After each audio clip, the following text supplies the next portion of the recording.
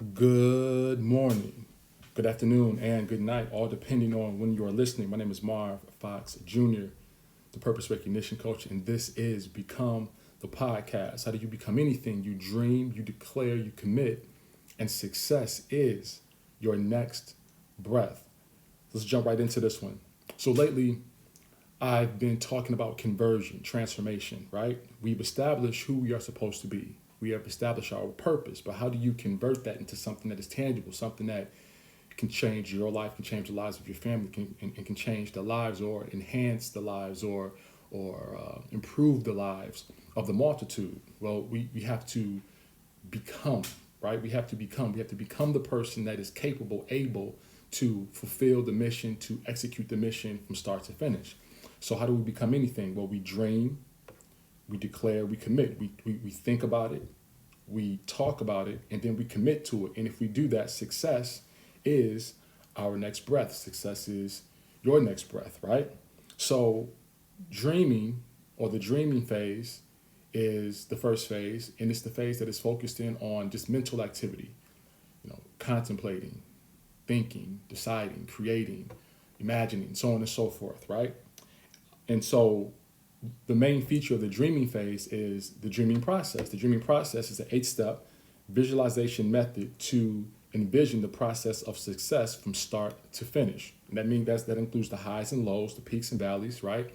And when we go back to the concept on flight meaning finding the clarity to live the purpose in the life with the perspective that all instances are necessary toward fulfillment. When we think about all instances being necessary toward fulfillment, it attacks the idea that there are highs and lows, there are peaks and valleys.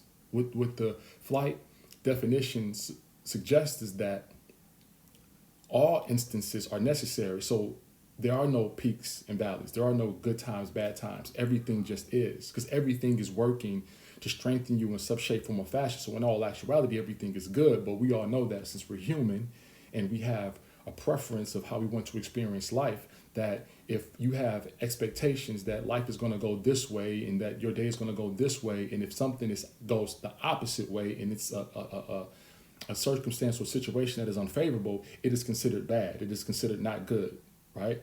But when we operate on a higher plane of understanding and faith, love, spirituality, and thinking, then we realize that even though this thing is something that I didn't want, it's necessary in order for me to fulfill a higher purpose, or in order for me to be strengthened so I can fulfill a higher purpose.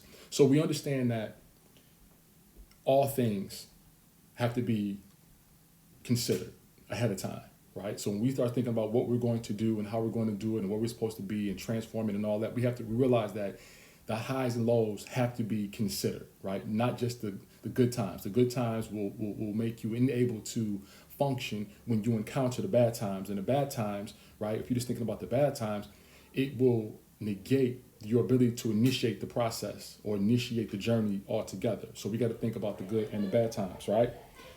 So now the visualization process, which is the dreaming process, is key because it helps to reduce the fear, the stress, the anxiety, and the doubt that causes very, very hardworking and well-intentioned people to forfeit. So many people have great intentions, but they end up forfeiting because they get intimidated by the process and by the challenge and the resistance of the process, right? So it's really, really, really important that we start to visualize some of these things ahead of time to give ourselves a chance, right? So what I want to do today is I want to go through the 8-step dreaming process, right? But I also want to quickly talk about the necessity to imagine to imagine and to explore what might happen, or to explore the highs and lows, the peaks and valleys of the process before it actually happens, in an attempt to reduce some of the stress, the fear, the anxiety that we might experience.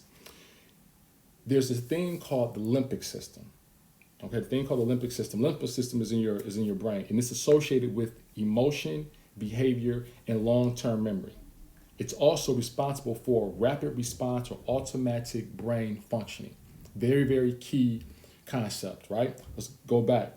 The limbic system is responsible for emotion, behavior, long-term memory, and is responsible for rapid response and automatic brain functioning. This is why this is key. Within the limbic system exists this thing called the amygdala, and the amygdala is linked to emotions such as pleasure, aggression, fear, so on and so forth. Now, its primary role is to process emotions.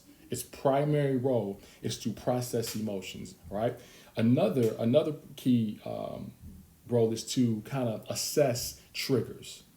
One of the other primary roles of the amygdala is to process or assess what could be threatening, what could be harmful, what could be dangerous, so on and so forth. So it's highly sensitive to fear. Now, here's a key concept about the amygdala. If you walk into a room and someone is passing out free samples of something that you enjoy, something that you oftentimes purchase with your own money, right?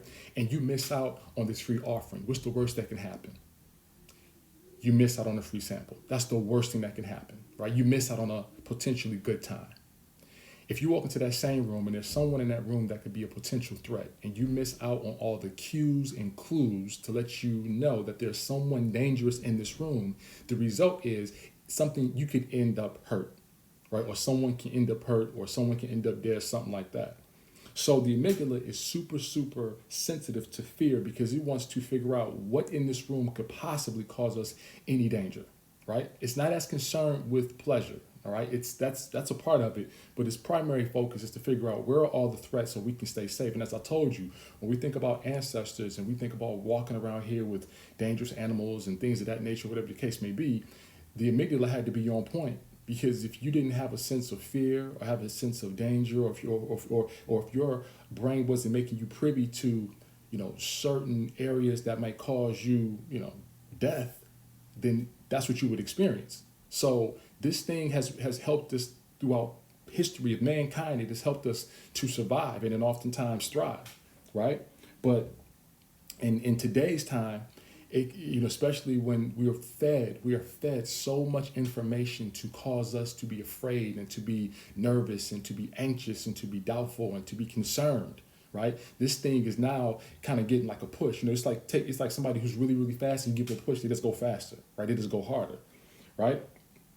So it's necessary for us to understand that there is a part of our brain that is operating automatically. Like it takes zero conscious effort in order for this thing to be active or engaged, right? This thing is already, on its job. And on top of it, it's responsible for rapid brain functioning, meaning this thing is moving 1,000,000 miles an hour.